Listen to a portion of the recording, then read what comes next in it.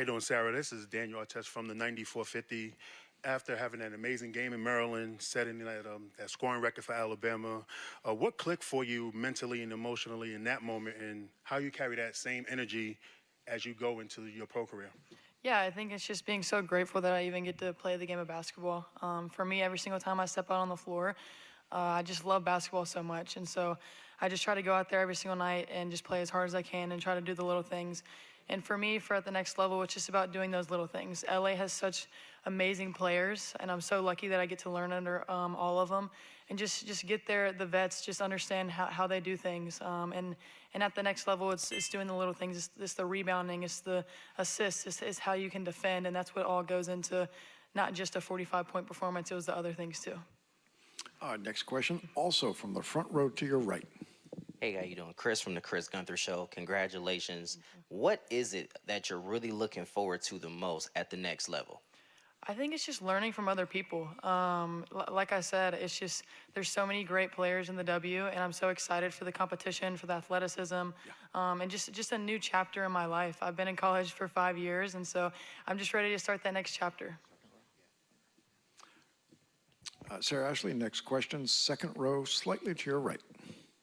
Hi, Sarah. Congratulations, Ciara with MTMV Sports. And I had watched this video of you, and you spoke about your teammate, Claire, and how you used to put up shots just to beat her, and she gave you this great motivation. What will you say to that young Sarah in that gym today? Yeah, I think it's just understanding that you never know what you can do. And so if you just give it your all and give it your best shot, that you can do anything in life. And as long as I try my hardest, I'm not so much worried about the outcome because I know that I'm going to give it my all. Next question will come from your right, all the way in the back, last row. Congratulations, first of all. Second of all, I just want to know if there was a moment or, in your high school, college career where it went from like a hobby or something you were passionate about to something you started treating, almost like a full-time job, like a pro that got to where you are now, or if it was just more gradual. Yeah, I've loved basketball since I was 6 years old. So when I got into high school and started getting recruited by colleges, I knew that I wanted to play at the next level, and I knew that I wanted to play basketball for as long as I could. When I was in 8th grade, I had a knee injury that could have taken me away from the game of basketball. And so for me at 13 years old, I couldn't run for 9 months, and I was out for a whole year or over a year. And so for me to even be able to step on the floor, it means the world to me. And so I'm just so grateful that I just have the opportunity to continue playing. And I just love it so much that I knew that I wanted to play as long as I could. Next question, second row, center, just to your left. Hi. You had a 45 piece in the NCAA tournament. Now, obviously scoring 45 in just any game, that's hard enough, but doing it at that level is even crazier. The average human being is not going to drop a 45-point game in their life. Describe what it was like being locked into that zone. Yeah, it was surreal. I mean, that game, like I said in the press conference after that game, was it was one of the best women's basketball games I think anyone has ever watched. It was so good for the sport. It was so good for just women's basketball itself. And so it was one of those moments where after the game, I was like, wow, I really didn't realize that I scored 45 points. I think one of my coaches came up to me after and said, I don't think you understand what you just put on and what you just did. And it just made me kind of just be so grateful that I was even in that position and that I had the opportunity to have such a great game like that. But 45 points doesn't come from me. I mean, I had to have people passing me the ball. I had to have people creating opportunities like Aaliyah Nye. She's one of my teammates. She's the best shooter in the country, in my opinion.